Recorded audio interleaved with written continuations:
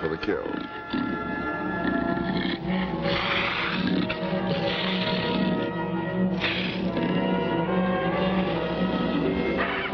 When the lioness has satisfied her hunger, ravenous vultures screech their approval of the bill of fare left for them.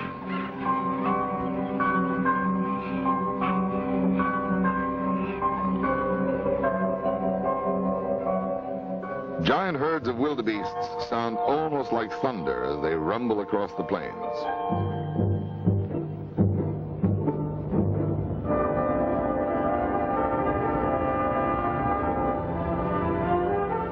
When provoked, the treacherous rhino attacks anything in sight, and the caravan found it a prudent policy to stop until the brute lost interest in them.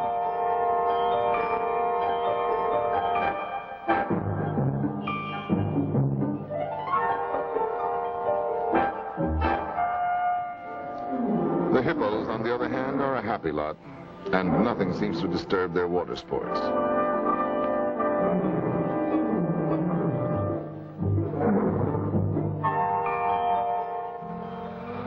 The road to Uganda was unbearably hot. Huge anthills line the sides of the trail, sometimes reaching a height of 30 feet. All are crawling with millions of African ants that get into everything. As luck would have it, the caravan entered the Dust Bowl low on water, and in 2 days they were completely out, but managed to get by on fruit juices.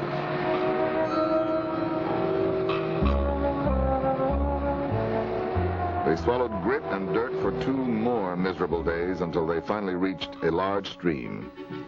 The caravan stopped, and 106 hot and dusty people jumped in to perform an old American water ritual. It wasn't until later that they entertained the sobering possibility of crocodiles. For 2 days, the weary travelers washed and bathed and scrubbed everything they owned. For the moment, at least, they must have been the cleanest people in the world.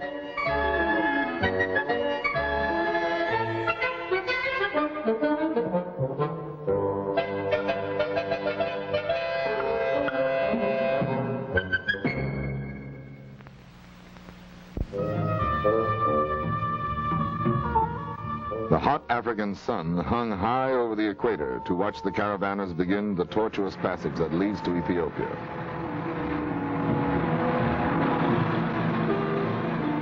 Twisting and turning, they crawled through misty highlands, then down through endless green valleys that seemed to melt on the horizon.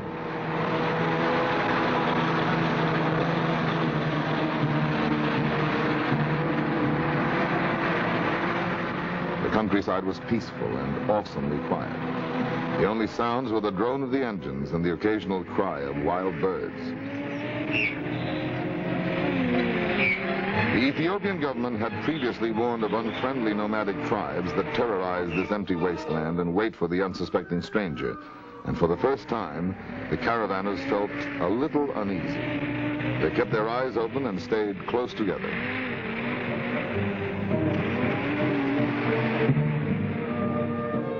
Their distrust was suddenly awakened by a band of armed men. To their relief and surprise, it was a special escort sent by Emperor Haile Selassie. This is Mussolini Bridge in Ethiopia, built during World War II, then abandoned. The caravanners were convinced it would never support the load. The warped logs buckled and complained, but the caravan rattled across without incident.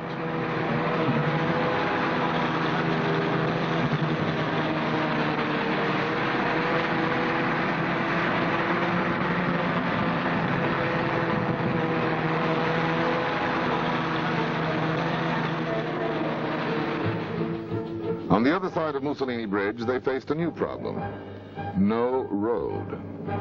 The caravan leader summoned for manpower, woman power, child power, any kind of power. All together, they began to pull out rocks, fill up the deep holes, and chop back the invading jungle. It was an impossible task, but they labored in blessed ignorance, as no one knew it was going to be like this for the next 700 miles.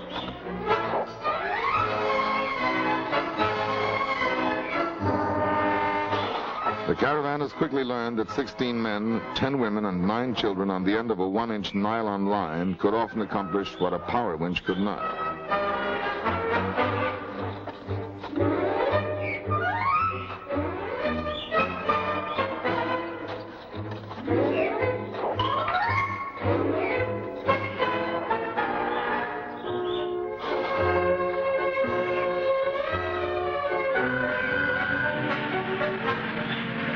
Every few bumpy yards, 4 flat tires at a time would cause somebody's rig to collapse like a stricken animal. Then things got worse. Springs ruptured, axles snapped like matchsticks, hitches and bumpers parted under the strain. Volunteer crews set up a makeshift repair station and accomplished some ingenious repairs with welding torch, contact cement, and unbelievable metal splints.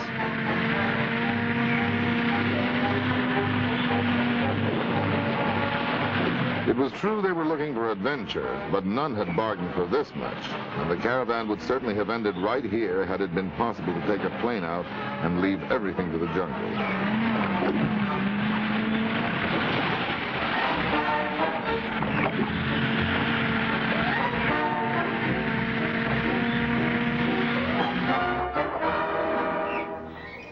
On a bad day, the caravan made no progress at all.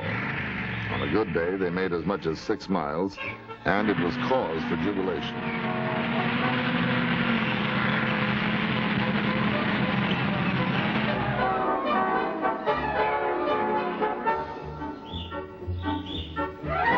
Young and old worked like this all day and fell exhausted into their beds each night, then started early again the next morning. By the 3rd week, it was an effort to be cheerful.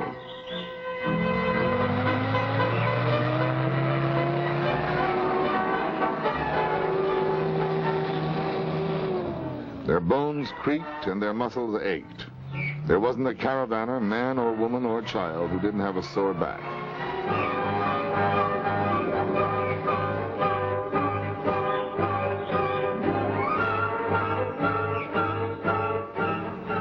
They battled the jungle for 5 long weeks and swore if they ever saw another paved road in their lives again, they would kneel down and kiss it.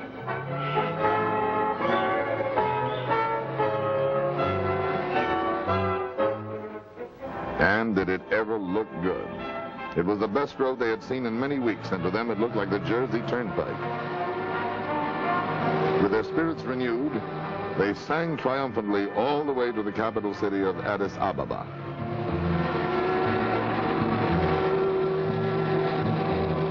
Addis Ababa is a living tapestry interwoven with the threads of many cultures and customs.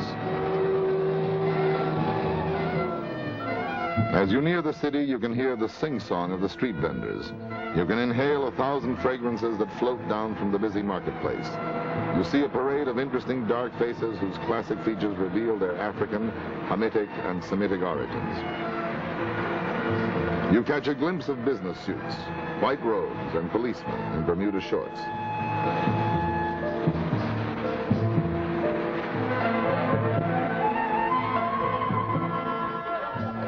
The caravanners had hardly settled down when a royal messenger arrived with word that the emperor himself was on his way to welcome the caravan officially.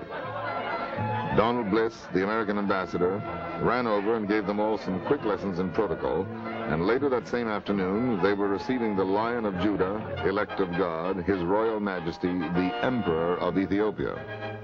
The conquering lion entered the camp with quiet and unpretentious dignity, then addressed the group in English as he officially welcomed them into his domain. The escort had kept him apprised of the caravan's progress, and he was understandably impressed with their accomplishment. He became vitally interested in the group of American adventurers, and when the formalities were over, he insisted on visiting with each caravaner individually.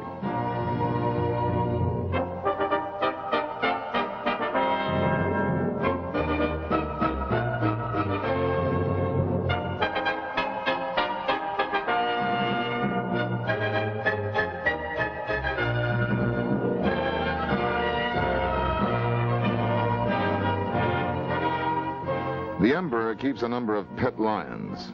This one is the sovereign's favorite and constant companion.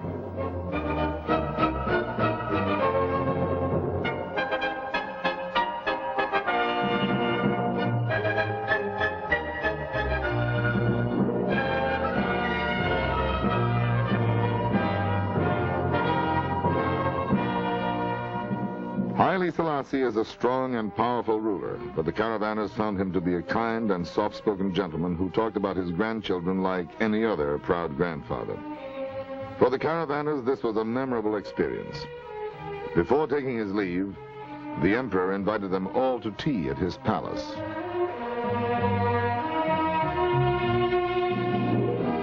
The next afternoon, the caravanners followed the proverbial red carpet into a palace resplendent with marble columns.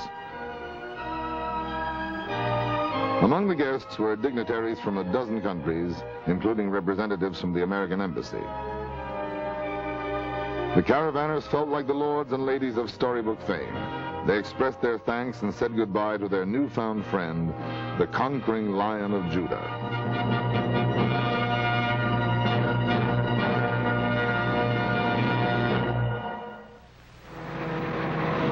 3 weeks to the day, the caravan left Addis Ababa for the ancient city of Eritrea, passing scores of nomads who have no particular home, but like the shifting sands of the desert they live in, they drift from place to place.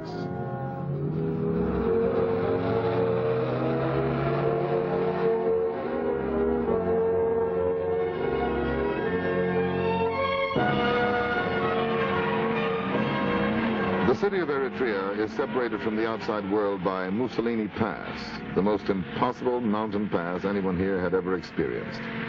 They climbed almost straight up and descended almost straight down, getting their courage from watching the fellow ahead of them. Arriving in the old city of Eritrea, the caravanners were surprised to learn the local chief already knew of them, and he offered to show the city's famous collection of crown jewels. These emblems of power, dating back to the Queen of Sheba, are hewn of pure gold, encrusted with brilliant rubies, priceless emeralds, and a fortune in diamonds.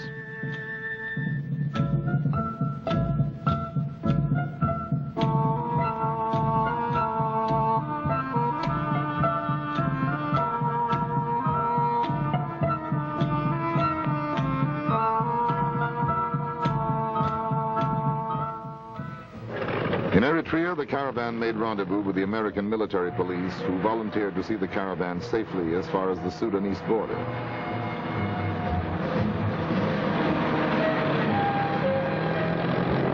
Just one more country to cross, and they would all be in Egypt.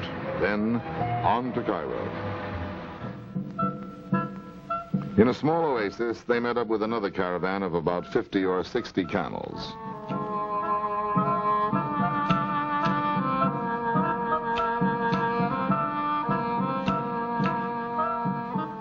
Camel caravans serve as the railroad here, and while they waited their turn at the water hole, the caravanners watched the four-legged freight cars take on a 10-day supply of water with pardonable envy.